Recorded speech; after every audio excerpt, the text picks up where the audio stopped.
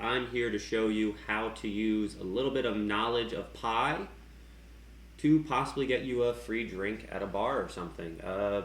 It's pretty simple. You have to know a little bit of what the 3.14 means, and we're going to talk about it. The way it works is you need to get somebody tricked. You want to ask them what they think is taller, the distance from the table to the top of the glass or the distance around the glass. Now, for a lot of people, they're going to think the height's taller just because visually that's what you're inclined to think.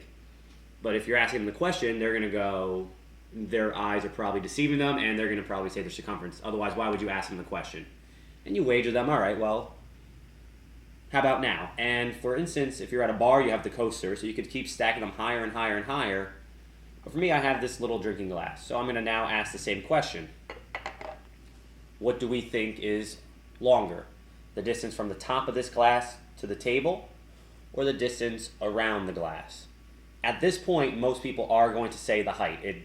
It looks almost impossible that this is the same height as this, or that this could be more in any way. And we're going to check. I'm going to use this napkin. I'm just going to open it up. Every good bar should have a napkin.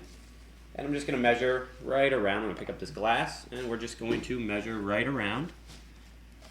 You could have the other person do this in case they don't believe you. And with that, I'm just going to make a little rip where it meets. So that should be the distance around this glass.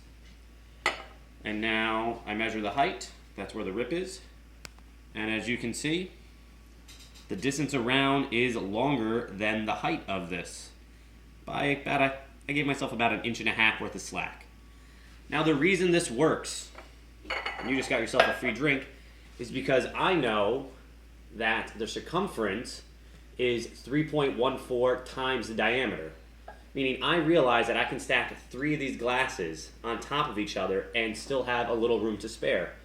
So I know that I can do this. There's 1, there's 2, and there's 3, and still have a little bit of a gap in height. Now, granted, I didn't have that much room. I kind of knew ahead of time. You have to kind of be able to spot check 3 of these, and like I said, you do about 3 stacks. If I had anything a little bit higher, I would have lost the bet.